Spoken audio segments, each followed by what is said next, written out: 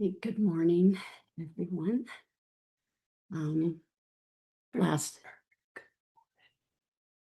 I did. Um, so last week we started on a new series, a series on the hindrances, and last week we did desire. So this week we're doing the second hindrance that's known by many different names: um, anger, aversion, annoyance, irritation, hatred. And it has all of these different names because um, it varies from just something very mild, like just a very tiny irritation or annoyance, all the way up to like blind rage. So this hindrance encompasses all of those mental qualities. Um, Now, anger is, and all those other words I said, it's considered to be a much greater stain. That's the word the Buddha uses, that like it causes much more suffering, much more harm than desire. But the good news is that it's way easier to let go of. And it's easier to let go of because it's an uncomfortable feeling. Um, Whereas desire, when we have our desires satisfied, then temporarily we have a good feeling. So that's why it's so much harder to let go of desire. But at least this one, even though it's a greater stain, is easier to let go of. The real problem with anger is that it causes tunnel vision.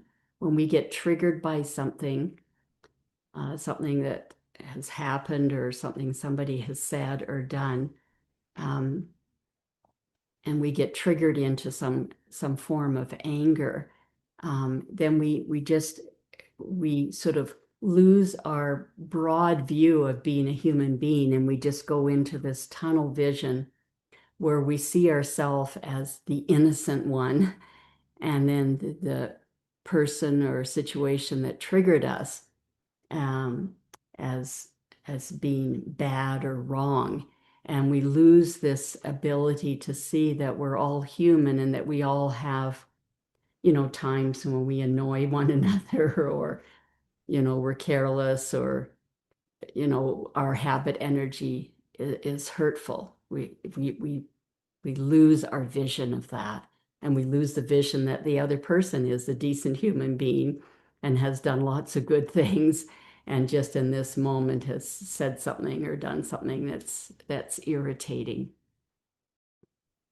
Um, the cause of us feeling anger is this unwise attention to the fault.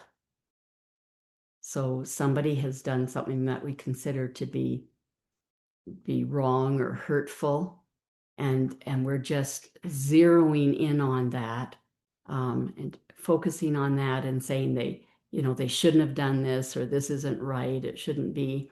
And it's sort of forgetting that this is the reality at the moment, and that, forgetting that we're all human beings, and do good things, and then have our habit energy where sometimes we don't do things that are that skillful. So that's the cause of our anger. And it's not that wise people don't see the fault; they can see faults as well. But when they see this, it's not accompanied by anger. It's more accompanied by compassion, because there's more of an understanding of our humanness and the human condition. Um, Now, it's not always people acting unskillfully that trigger our anger. There can just be situations that happen in the world, like tornadoes happen, hurricanes happen, floods and fires. chunks of mountains falling off has happened here a couple of weeks ago. And yeah, there's a famous Zen saying, shit happens. So, so this is just part of living in this human realm. And these things happen, and there's no point getting mad at them. It's part of life.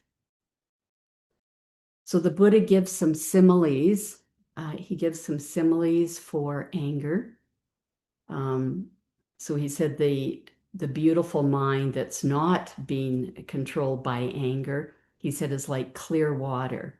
So if you walk along our river here, the Bow River, you can see right down to the bottom of the riverbed. You can see all the rocks, and that's like a mind that doesn't have any anger in it. It's seeing reality more clearly. Whereas with anger, it's like boiling water, and all those bubbles sort of prevent you from seeing the bottom of the pot. So prevents you from seeing reality. And then the Buddha gives another simile for anger, and this is what it feels like to be angry. And he said, being angry is being like a sick person. When you're sick, you don't feel well. And then when you heal from your illness, then it feels so much better. And so that's the simile he gives there. It's really important to know that meeting anger with anger does not eliminate anger. um, so I first learned of this when I finished my studies and started working as a psychiatrist, and I had hospital privileges on the psychiatric unit at the General Hospital. And in the middle of the common room was this huge punching bag. But I had read the research that showed that if people are angry and then they are punching something like a punching bag, in most people, it actually increases their feeling of anger. It doesn't dissipate it, it actually increases it. So one of the first things I did was have that punching bag removed. And then I have a little example from my own life that just shows how anger doesn't dissipate anger.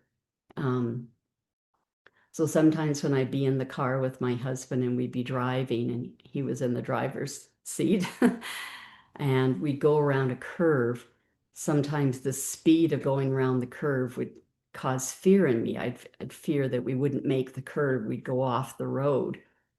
And initially my fear sort of triggered some irritation, and then I would say, you're going too fast, you're driving too fast. But that didn't solve the situation. By making an accusation to him, like you're driving too fast, then the natural response was to be defensive and say, no, I'm not.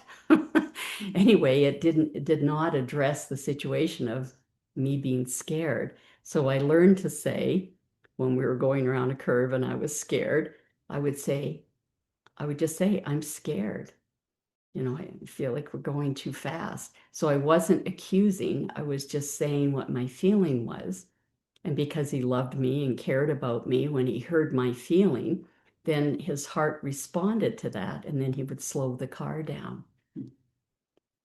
Whereas having a bit of anger and accusing didn't do anything to solve the situation. And the Buddha says this in a verse in the Dhammapada. The Dhammapada is a small book of poems or verses of the Buddha. And he said, in this world, hate never yet dispelled hate. Only love dispels hate. Um, there's a lay meditation teacher in the US called Tara Brach, and she has an acronym for us to think about to help us when anger arises. And the acronym is RAIN, RAIN. So R stands for recognize. So the first thing we need to do is recognize that we're angry. And for some people, this is difficult. You know, they're walking around with a chip on their shoulder all the time. And so feeling irritated or feeling angry is just, um, it's the norm for them. So they're not even aware of it. So the first thing that's important is we have to recognize that we have the anger. And the second is to accept that this is the reality. Um, Now, acceptance doesn't mean agreement, but it means accepting that this is the reality. And okay, so this is the reality, then we can investigate. So that's the I, is investigate, like what's going on with us, that this we got triggered, or maybe what's going on with the person who poked us, who said or did something that initiated our anger.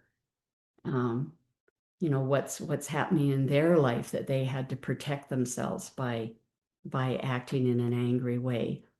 Um, so this acceptance allows us just to sort of look at, okay, what's a skillful thing that we can do to try and settle the situation or improve the situation, if there's if anything.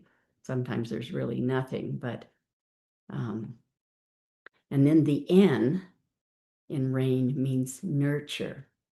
Because when we get triggered, we're hurting. So we really want to send kindness and love to ourselves because we're hurting at this moment. And then if our hearts are open enough, we may be able to see how the person who beaked off at us or, said or did something, that they did that out of, because they were hurting in some way.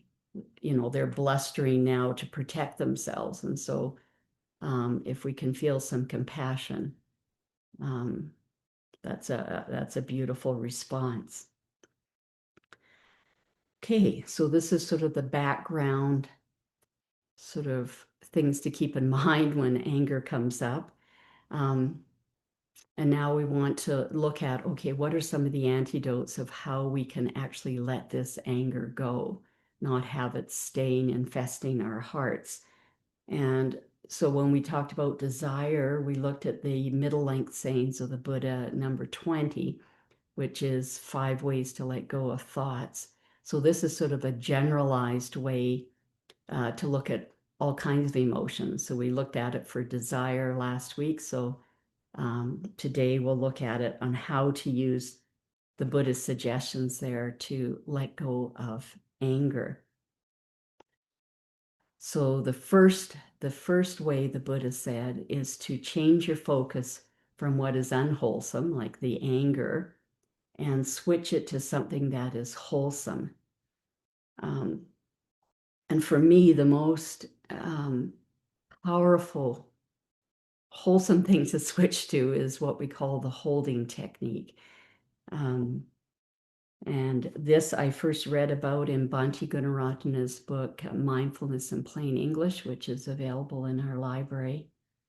And the word holding technique was, I heard that from Thich Nhat Hanh when I subsequently did a retreat with him. And um, he's using the analogy of holding a baby or holding a young child. So when we get hurt, it's like we're the young child, and we want to sort of scoop ourselves up into our own arms and send ourselves love. So that's where that word that comes from. Um, it's a very powerful technique, and it's based on the reality that when we have a strong emotion, like say anger, there's 2 parts to it. The first part are the thoughts in our head. Um, So if somebody said or done something that has triggered us, if our thoughts are like, how could they have done that? This is wrong. This is not fair. So all of these thoughts that we're rolling around in our head. But then if we went down to our body and scanned, we're going to find that we're holding some tension somewhere. And usually that's in the heart chakra or the solar plexus chakra, but it can be anywhere. It could be the shoulders, it could be the jaw, it could be the fists, but there's going to be some tension somewhere in the body. So we do not want to stay in our head with the thoughts, because every thought that we think, like, that was wrong, they shouldn't have done that, this, how could they have done this? Every single one of those thoughts is like throwing a log on fire. It's just making that anger stronger and stronger. And if we just stay in our head and keep thinking these thoughts, pretty soon we have a wildfire that's out of control. And then you're going to be saying and doing things that are, going to be causing a lot of suffering and harm. So the holding technique is getting out of our head. And the way we get out of our head is come down into our body, find where that tension is, and then hold it with love. Just sending caring, tenderness. It's like sitting down beside a friend who's suffering and, just being there with them. So just staying with that. And because you're not fueling it with the thoughts, then that fire of anger can't keep going because it doesn't have any fuel. So once it sort of burned up the fuel it already had, then it dissipates. And when I first read about this, it's interesting. A few hours after I had just read this and Bhante Gunaratana's book, a situation happened where I got triggered into some irritation. And I remembered what I had just read and I put it into practice. And it was really beautiful how beautifully it worked. Um, so the situation is I had been alone all day and my husband had been here helping build this house. And I guess it was a really rough day. Who knows what problems were going on with contractors or things going wrong. Anyway, he came in the door, and so I was very happy to see him, because I'd been alone all day, and so I was looking for company. But the first thing he said when he came in the door is, I've had a really bad day. I just need some time alone. So then in my head, I instantly had two things going on. I had my 3-year-old that was screaming, yeah, but I've been alone all day. Couldn't you take just 5 minutes to talk to me or, entertain me or give me some company? And then I had my adult self that was saying, poor guy, he's had to deal with all these difficult people all day long and he needs some time to decompress. So I had this little dialogue going on between my 3-year-old self and my adult self. So thankfully, the adult self won. And I didn't say anything that the 3-year-old was wanting to say. But I'm still feeling, all riled up because of what the 3-year-old's doing. But then I remembered what I just read, and so I came down on my body and I found indeed it was in my heart chakra. I was feeling this tension. So I just focused there, sent some love and caring. And I think the first time I did this, it took me about 3 minutes and the anger was completely gone. I would say now, because I really like this technique and I use it a lot, it probably takes like 5 to 15 seconds to dissipate anger. But the first time, it was the first time. So it took me 3 minutes and I was quite impressed. So the anger had gone. So I played with it. I went up to my head and I started letting the 3-year-old scream for a while. And bang, bang, back came the anger. And so then I came back down, sent the love to the heart chakra, and then it settled. And so I did this back and forth a few times. So it really proved to me it was what I was saying in my head was causing the anger. It wasn't the situation, because the situation hadn't changed. Mm. It was what I was saying in my head. So anyway, very powerful technique. Of course, other things that we can, so the first, so sorry, just to make this very clear, we're looking at the middle length sayings of the Buddha, number 20, where he gives 5 ways to settle down emotions, and we're talking this morning about anger. So step 1 is going from focusing on the unwholesome to focusing on the wholesome. So other wholesome things to focus on are metta, loving friendliness, compassion, um, equanimity. Um, Personally, I think it's easiest to do the holding technique first, and then it's easier to connect with these feelings. When you're riled up, it's hard to get in touch with these. But if you get to do the holding technique, settle down, then these qualities can come forth.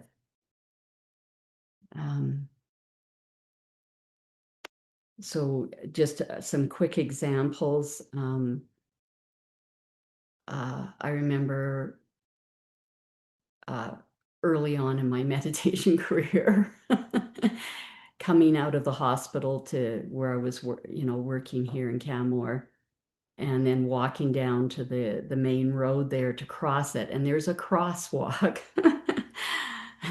But this is the end of the day, and most motorists ignored the crosswalk. They drove right through. And so I could feel myself getting irritated that they weren't respecting the fact that there was a crosswalk and I wanted to cross. But then I sort of remembered the Buddhist teachings, and I was able to conjure up some compassion. And I thought, here are all these drivers who've worked hard all day and they're wanting to get home and be with their family or relax. And so when I thought of that, it was really beautiful, because the uncomfortable feeling of that irritation was causing in me dissipated, and I was feeling much more comfortable. Um, uh, Another situation was, I had a good friend, a colleague that I worked with when I was working in Calgary, um, and unfortunately, her husband was quite a boor. And so my husband and I used to visit her and her husband, but we stopped doing that because he was just such a difficult person, an uncomfortable person to be around. So I just socialized with her at work. But then she developed cancer and had to stop working. And so if I didn't go to her house, I wasn't going to be able to socialize or to be with her. Um, And so I tried to put the teachings of the Buddha into effect. And I just thought about her husband and thought, what happened to him as a child or whatever that caused him, to have this persona of, such boorish behavior, which obviously, pushes people away or whatever. And so when I was sort of considering that or thinking about that, it allowed me to feel some compassion for him. And then it was really beautiful. I was able to go over to their house and spend time with my friend, and he was there, and he still was behaving the exact same way, but it didn't bother me, because I was having this image of him having been somehow hurt, hurt as a child. And it really changed how I felt. Okay, so all of these are the sort of the first technique that the Buddha is suggesting, changing your focus from the unwholesome to the wholesome. Then the second technique that he gives us in this middle length saying number 20 is to look at the danger. Look at the danger. If you're angry, what harm or what danger is it causing?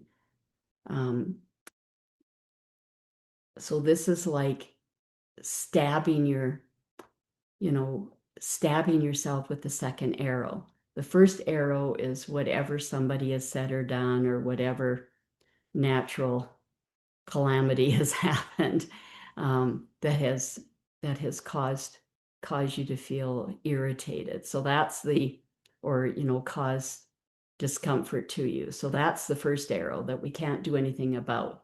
It's come from the outside world and impacted us, hit us. But the second arrow is the one that we reach down and pick up from the ground and then stab ourselves with. And that's our angry or irritable response to what has happened. So we're just piling it on, like we're just increasing the suffering. We've got the suffering from the first arrow, and then we add more suffering with the second arrow that we're stabbing ourselves with. And then I have a funny story that I can tell on myself from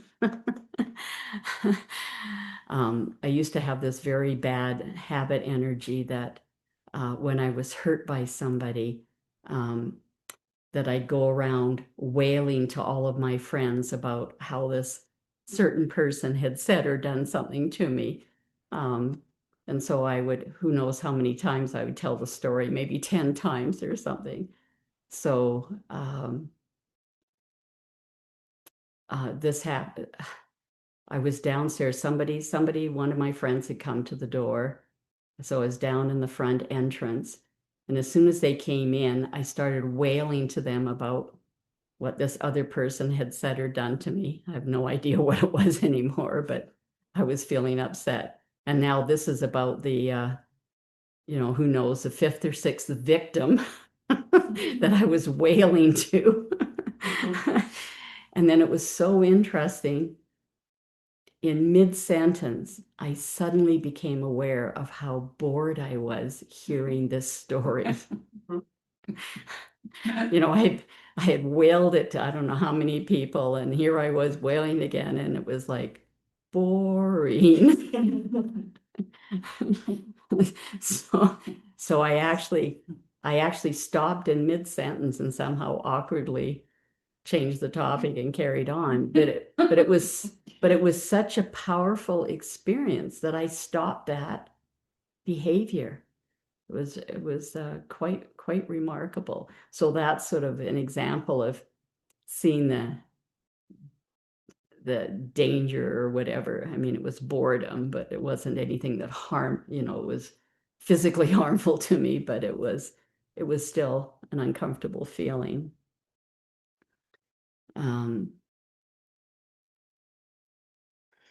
Patience is a beautiful quality that we can bring to dealing with anger. Yes, one other example was before I learned the teachings of the Buddha, when I'd be in the grocery store lineups and there'd be like 10 grocery carts in front of me, I'd be fussing and fuming and thinking I'm a busy person. I don't have time to wait for 10 grocery carts to go through.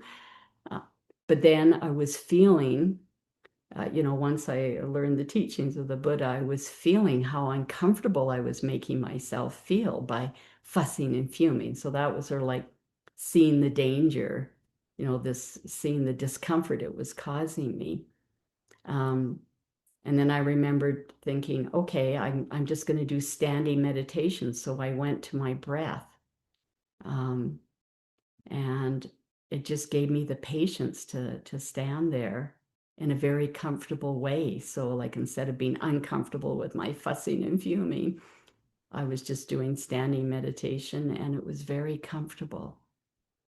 So that was a beautiful experience too. And I use that in many, many situations. And so I feel it was one of the first gifts that that I got from learning the teachings of the Buddha was patience, because I think I'd been a rather impatient person before then. Um, Now, what I want to share this morning is the peace treaty. Um, so, this is something I learned from Thich Nhat Hanh, and it's in one of his books called Touching Peace that we have in our library. Um, and I also heard it from him when I did a couple of retreats from him and learned of this technique. Um, so in relationships, like if we can see like anger is a huge danger in relationships because we can say and do things that can really destroy relationships. Um, or if we're saying and doing things to people in authority, like say our boss at work, then it might cost us our job and, our financial security. So that's a huge danger. Um, so Thich Nhat Hanh has this really beautiful peace treaty that he has devised um, that can help us to settle down and deal with whatever the situation is in a much more skillful manner. So I'll just screen share it.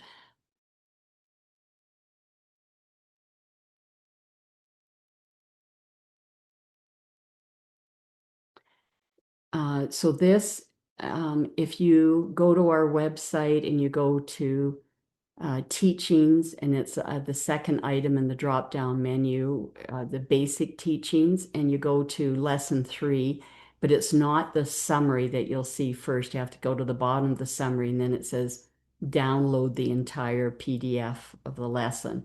So that's where you'll find it on the website.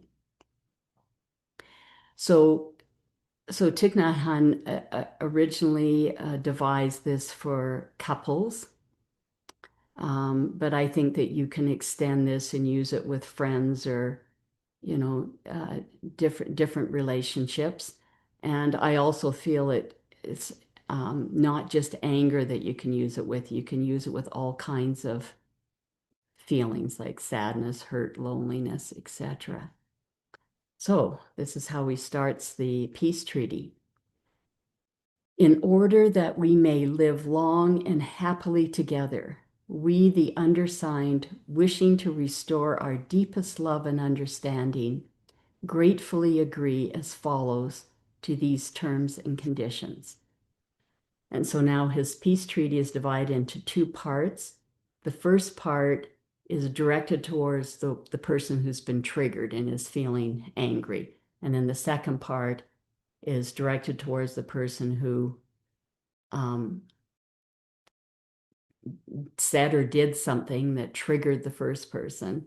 Um, and they may not have done anything at all. It may have all been just a misperception that the first person made. But anyway, so this part is the person who's got triggered. So I agree to number 1, refrain from saying or doing anything that might cause further damage or escalate our feelings. So when your partner or whoever says or does something um, and you feel irritated, you really don't want anything unskillful coming out of your mouth. So this is like temporarily zipping it until you can get settled down, which may be very quickly. It might be just 1 deep breath or 3 deep breaths, or it might be a few hours or a couple of days. Now, you're not wanting to suppress your feelings because this is your reality at the moment. So it's like that rain. A in rain is accept this is the reality. But now, step 3, practice breathing and taking refuge in the island of myself. This is calming yourself down. And so you can use the holding technique that we just talked about. to get yourself calmed down because you don't want to be trying to talk to your partner when you're in tunnel vision because it's just going to be a mess. You really want to open up to the humanness of both of you. And number 4, once calm, tell the one who triggered my feelings about my feelings and suffering. If it's taking a long time to calm down, I will let the other know about my feelings and suffering before 24 hours are up. So Thich Nhat Hanh is emphasizing the importance of not letting this drag on. Like don't hold this irritability in you for days or weeks. He's saying you really want to start addressing this in, at least 24 hours. But if you're still really boiling and fuming and you don't feel that you could say this politely or skillfully with words, then he's suggesting that you deliver a peace note. And his peace note's kind of cute, as like he puts the date and it says, dear so and so, you said or did whatever, and I felt hurt by this. Can we talk about this sometime later? Yours not very happy right now, Renee. But when you say in the peace note, when you said or did, I felt unhappy, you have to really make sure that this is what, if somebody was videoing this, what the situation was, this is just what the video camera saw. It's not the accusations. Like, I was really, upset, because you don't care about me because you left your dirty socks in the hallway or something. You leave out that part because you don't know it, you know, maybe they didn't even notice that they dropped their socks in the hallway or whatever. So you don't want to be doing any accusations. It's just, when I saw your dirty socks in the hallway, I felt hurt or I felt upset and like to talk about this. So just what does the video camera see? And then number 5, ask for an appointment for later in the week. And Thich Nhat Hanh is saying, if you have the weekend off together, then try and settle this on Friday so you can have a nice weekend together and not be wrecking it for yourself with your anger. So ask for an appointment to discuss this matter more thoroughly. And then number 6 is just the same as number 2. Don't suppress your feelings. So don't try and talk yourself out of this anger, irritability that you're feeling by saying, oh, I'm not angry, or it's okay, or I'm not suffering, or there's nothing to be upset about. If you are upset, you are. That's the reality. You want to accept that. And now, this is the really important one. Looking deeply into my daily life while sitting, walking, or breathing in order to see the ways I have not been mindful or skillful enough. How in the past I have hurt the other person because of my own habit energy. So this is getting out of this tunnel vision, seeing yourself, as a whole human being, and your partner's done something right now that's been hurtful, but now you're bringing to mind of, yeah, I've done the same thing. I've screwed up, I've been unskillful, and I've hurt my partner, at times. And B, how the strong seed of anger or sadness or whatever planted in me from multiple previous woundings is the primary cause of my present feelings. And you'll notice this sometimes it's a fairly small wrong or something that was done, but you seem to have this really powerful response to it. And it's not because, it's not in accord with the tininess of what's just happened now, but it's because you've had multiple woundings, similar ones previously in your life. And now is sort of like that storehouse of hurts and wrongs, blang, comes forward with this minor thing. And C, how the other person's behavior watered the seeds of my feelings, and this is the secondary cause of my present feeling. Or maybe they didn't do anything at all, and it's just my negative assumption about the other person. Maybe they had looked a certain way or, had a tone of voice that really had nothing to do with me, but I interpreted it that it had. D, how the other person is suffering also, and if they knowingly watered the seeds of my feeling, it is because they are only seeking relief from his or her own suffering.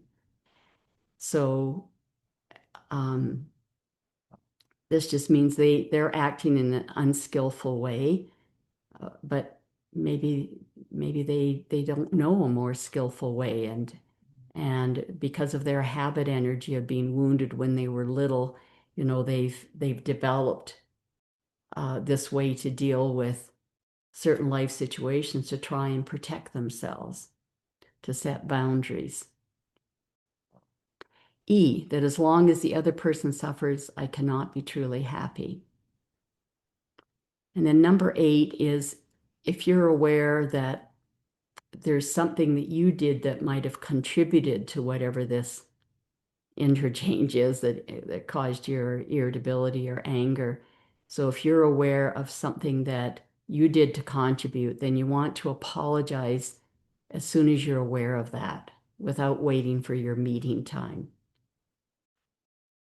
And then finally, if the meeting time you set up, you're still fuming and you're not yet settled down, then postpone the meeting, because again, you just do not want to be trying to solve anything when you're in tunnel vision.